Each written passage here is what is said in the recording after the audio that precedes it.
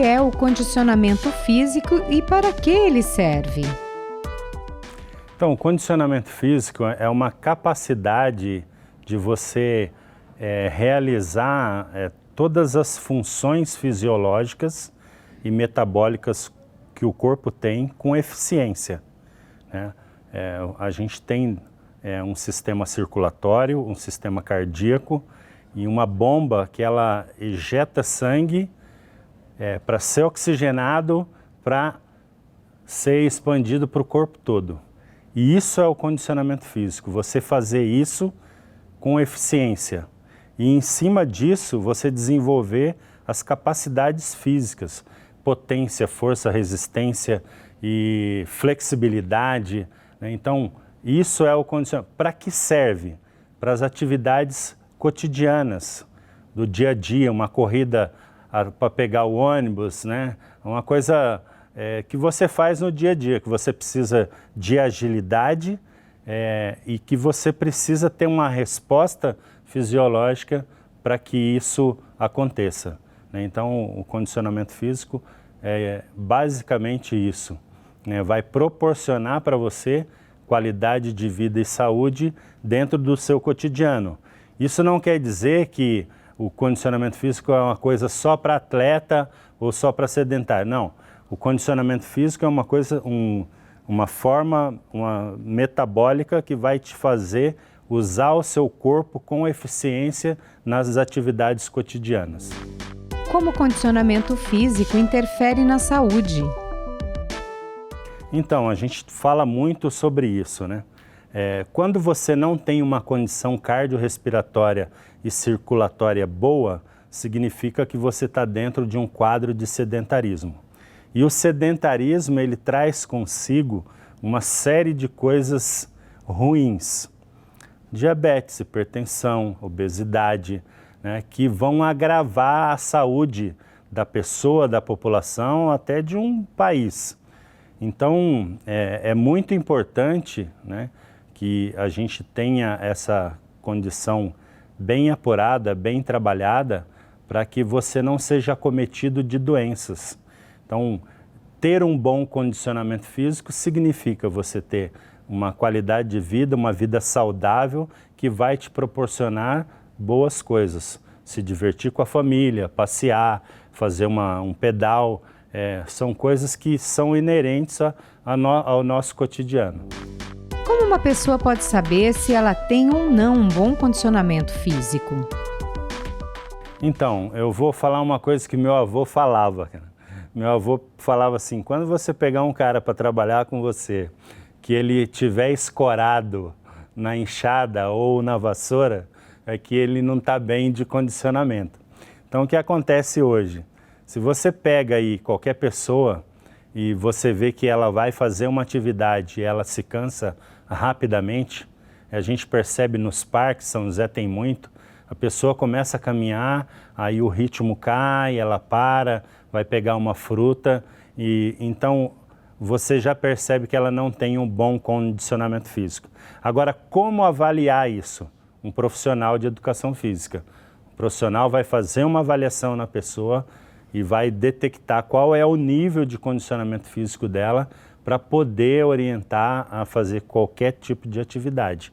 Mas, basicamente, no dia a dia, a pessoa já vai perceber se ela precisar correr, ficar com a frequência cardíaca muito alta, se ela precisar fazer uma coisa mais rápida e o batimento subir muito, isso já vai demonstrar que o condicionamento físico dela está ruim.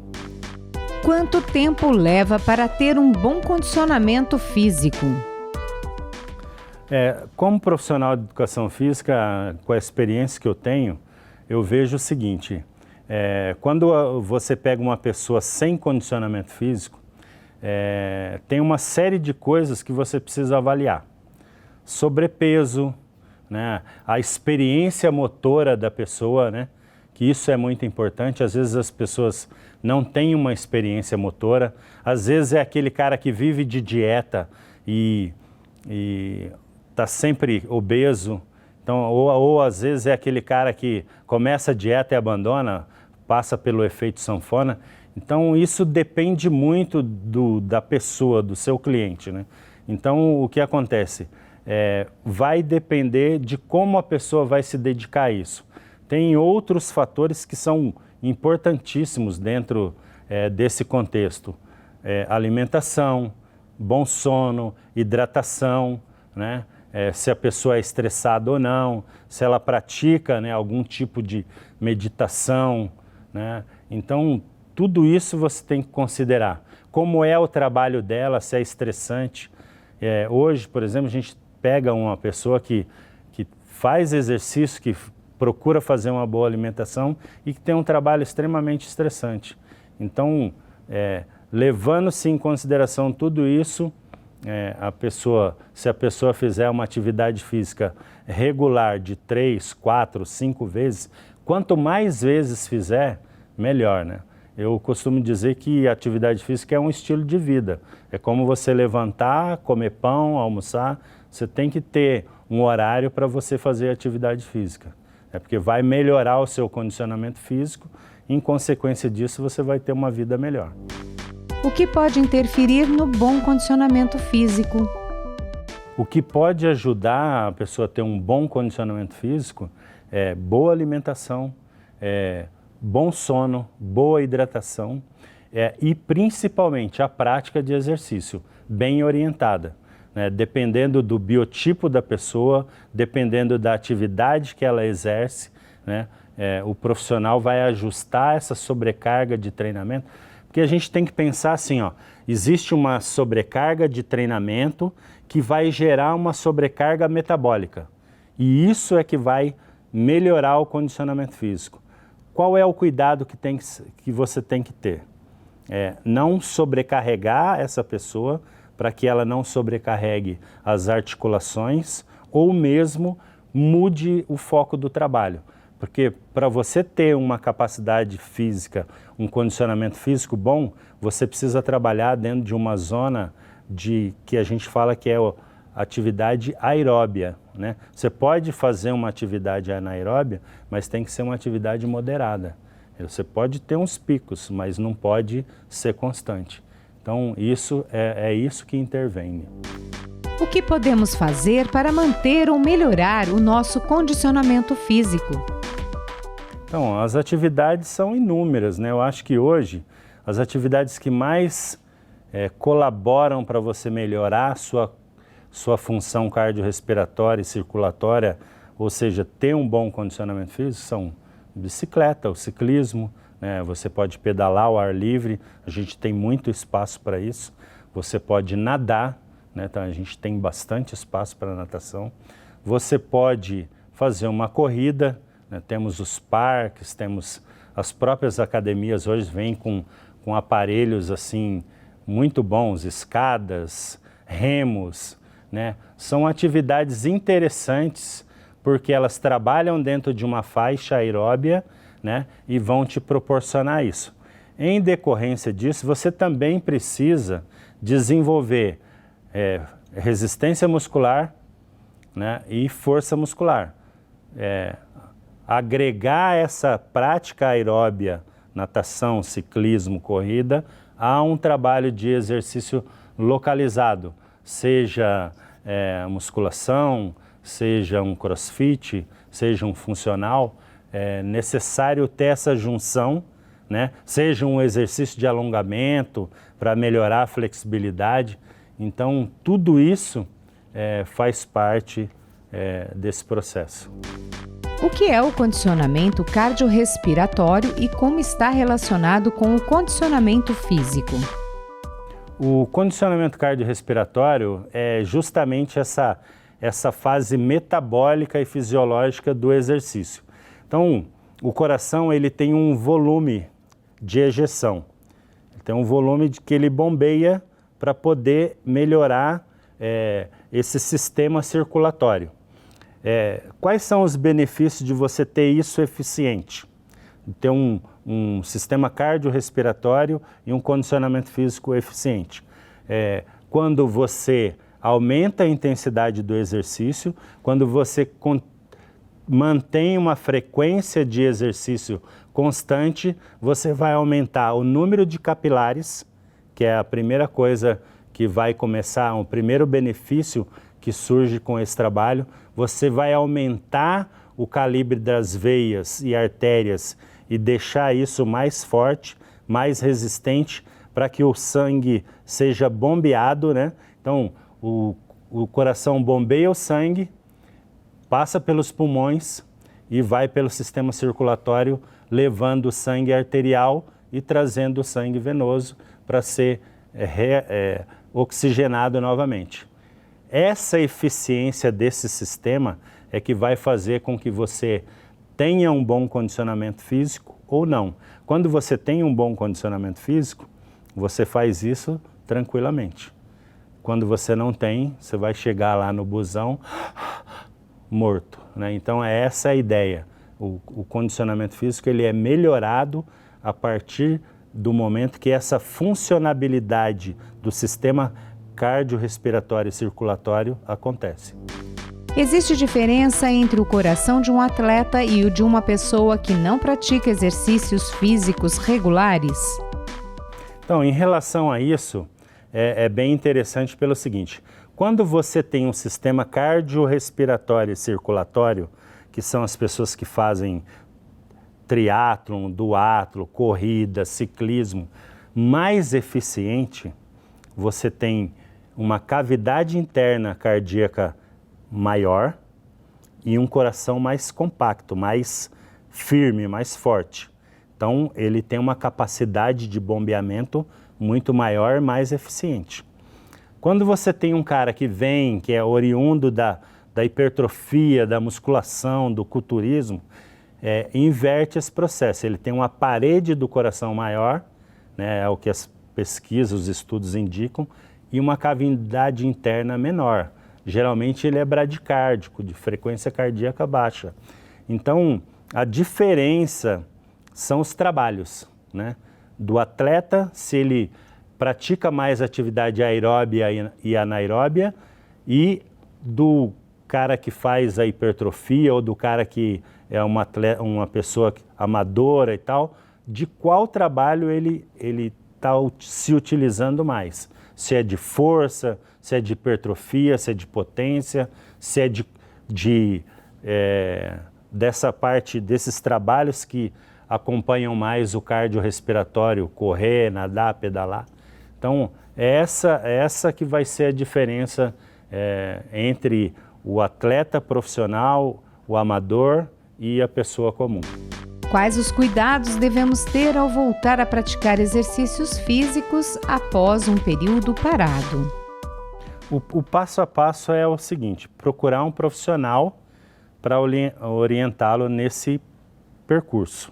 Primeira coisa. A segunda coisa é assim: quando você trabalha condicionamento físico, você está visando um processo. Esse processo ele é gradativo, né? Ele não é uma coisa intensa, né? Então, em se tratando de condicionamento físico, de condição cardiorrespiratória, esse processo é bem tranquilo, né? Não se tem ideia de alguma ocorrência em função disso, a não ser que a pessoa já esteja num quadro severo de alguma doença, né? E aí o médico vai ter que ter uma parceria com o profissional de educação física para poder desenvolver esse trabalho. Se ele tiver uma cardiopatia grave, né? Uma obesidade extrema, mas é bem tranquilo esse processo. O que ele precisa mesmo é de uma orientação, né, até passar por um médico, para conduzir esse trabalho de forma segura e tranquila. Quais cuidados devemos tomar na prática de exercícios físicos em casa? Então, esse trabalho é um trabalho assim que requer muito cuidado, né? Duas coisas aí: o exercício em casa e o cara que quer se preparar para o verão, né? Geralmente ele vai cometer excessos, e os excessos vão resultar de lesões: tornozelo, joelho, quadril, costas principalmente, pescoço. Então é preciso ter muito cuidado e ter pelo menos uma orientação do que fazer, de como ele vai fazer isso. Até porque ele não, eu não posso dizer que ele tem ou que ele não tem, mas será que ele tem uma vivência motora que possibilita ele saber qual é a posição do corpo dele no espaço, no tempo, se ele está agachando da forma correta? Então, esse trabalho em casa requer muito cuidado. E o trabalho acelerado para ficar em forma para o verão também requer muito cuidado. É um risco e muitas vezes esse risco que a pessoa corre pode ser sem volta, né? Pode ser irreversível. A gente tem visto muito problema de quadril, de joelho, de tornozelo e principalmente nas costas, né? Torácica, cervical, né? Que é muito difícil de corrigir. Depois que você pega uma lesão aí, é bem complicado. Então, tem que ter esse cuidado, né? Porque é uma coisa que daqui 2 meses o cara pode até ficar em forma, mas que depois vai trazer um resultado negativo para ele para sempre, né? Quais materiais podem ser usados nos exercícios físicos em casa? Então, geralmente o que a gente faz é o seguinte: você pega lá as garrafas de 2, 5 litros e aí você acaba enchendo ela de água ou de areia e fazendo ali um pezinho, né? E isso vai ajudá-la, né? Se ela já tem se ela já sabe o que fazer, né? Tem alguns exercícios básicos, na própria internet tem, que você pode fazer e fugir do sedentarismo, né? Porque na realidade isso é uma coisa temporária, né? Essa prática de exercício em casa. Então você faz uma caminhada, faz um alongamento, faz o exercício propriamente dito e termina com alongamento. Nos exercícios localizados que a pessoa for fazer, o que ela precisa pensar? Na postura, na respiração e no movimento.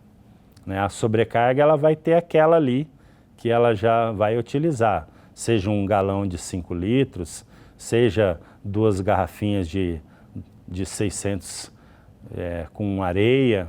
Então dá para você improvisar sim, mas tem que ter essa consciência.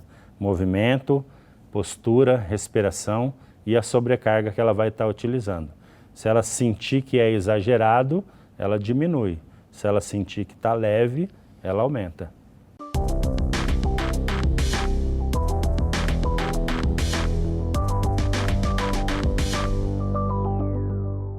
E para você que acompanha os nossos programas e gosta de estar por dentro dos assuntos da cidade e também do trabalho dos vereadores, se inscreva no nosso canal e confira tudo o que acontece aqui na TV Câmara. E se você gostou do nosso conteúdo, não esqueça de curtir nossos vídeos.